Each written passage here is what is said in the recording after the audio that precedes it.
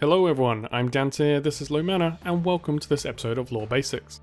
Today we're running through the basics of who and what Blackwatch was, how it fits into the world of Overwatch, and why was it such an important organisation to the story. The story of Blackwatch is tied to that of Overwatch and eventually its fall. Created after the Omnic Crisis had ended, whereas Overwatch was created as a beacon for all, a symbol of hope to lead a unification between Omnics and humans, to mend the wounds caused by war. Blackwatch was created in the shadows, hidden from the world, doing what was seen as necessary to keep people safe but away from view, acting in their interest with next to no accountability, a symbol to the darker side of humanity. Following the crisis, Gabriel Reyes was replaced by his colleague and friend Jack Morrison as the strike commander for Overwatch, creating tension between the two that has never been resolved.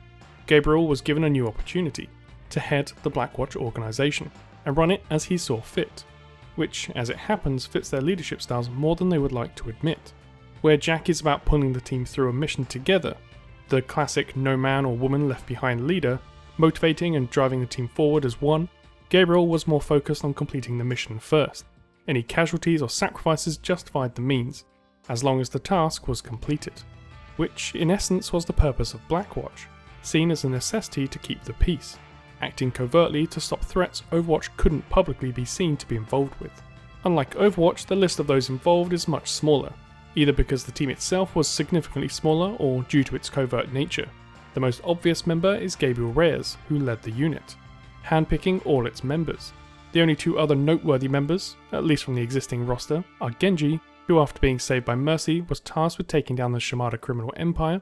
Eventually, we see him within the Overwatch headquarters, training Tracer, in his Blackwatch armour, which is significantly different to what he currently wears. It's possible he joined Blackwatch to complete his task, which, considering his identity, remained hidden from even his brother until recently. This would make some sense. The next is Mccree. Once given the ultimatum to either serve time or join Blackwatch, seeing it as a way of redemption from the life he lived, Mccree reluctantly joined. We even see him during the uprising on vacation, as Gabriel calls it, clearly acting undercover to scout out the situation. There are many other members, but they all seem to take the form of grunts rather than unique members, at least for now. So what exactly happened to Blackwatch and what led to its fall? In short, it collapsed with Overwatch in the explosion of the Swiss headquarters. However, it's likely much more to blame and has been revealed to have questionable links to Talon. And in our opinion, it is almost certainly the cause of Overwatch's inevitable fall, planned entirely as revenge by its leader, Gabriel. When given the opportunity to run an entire organisation with no oversight and away from the public view, with access to almost anyone he wanted, it wasn't the best and brightest that were chosen, but instead those of questionable ethics and a history of criminal undertakings, a purposeful attempt to undermine the good work of Overwatch. But as they legally didn't exist, the actions all fell to Jack Morrison and the Overwatch Foundation.